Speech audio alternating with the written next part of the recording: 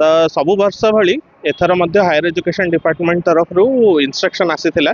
कि कॉलेज रो पिला माने जन भागीदारी आकार रे स्वच्छता रे शामिल हेबे किंतु गत थर जोटा कि तांकर हायर एजुकेशन इंस्टीट्यूशन भितर सीमित थिला एथर तांको पई एथर निर्देश आछि कि से माने तांको पाखरे जदि थिबा जीपी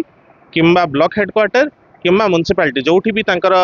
मेन कॉलेजटा अछि सेठी से माने इन्वॉल्व हेबे जोटा कि गोटे भल मेसेज मध्य जीव से माने शिखिबे मध्य कि केमती सचेतनता ताकू आकू बढ़ा जाए।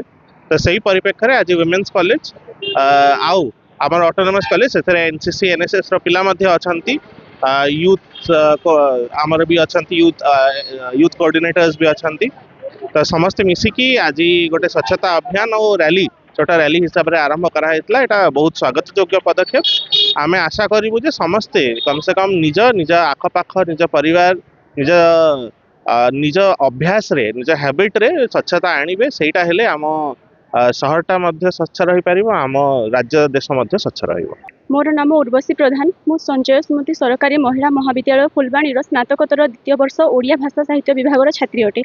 आज जो परिवेश सचेतनता करा जाउची एटा लोक मानकु सचेतन करिया पई तापरे आमे समस्ते एकाठी मिसिकी सफा करिया पई कॉलेज कैंपस भी सफा करि परिबो जहा द्वारा आमे छात्र छात्री माने सिखि परिबो तापरे समस्तंकु एकाठी करिकी जो लोक मानकु गाँ को जाइकी भी आमे प्रचार करि परिबो। तो एथि पई एटा करा जायछि जेहेतु आजिर शिशु कालीर भविष्य तो आमे माने सचेतन कले तो आमर जो परवर्ती जेनेरेशन आसबे से माने भी आमठू किछि शिखि पारिबे तापरे हमरो कॉलेज कैंपस भी आमे सफा रखि पारिबो। एथि पई तो कॉलेज कैंपस हो कि हमरो हॉस्टल हो सब कि निज रूम हो सफा करबा सह आमे जेतेबेले हमरो माने पढ़ा सरी जीवो आमे गाँ को बोले जाई कि भी लोक मान को एही मेसेजटा दे पारिबो जहा द्वारा कि गाँ गहलिर भी जो माने कि अशिक्षित अछंती से मान को आमे मेसेज देले तो गाँ भी सफा रहिबो। तो सफा रहिले हमरो परिवेश सफा रहिले आमे भी सफा रहिबो तो रोग भी किछि होबनी।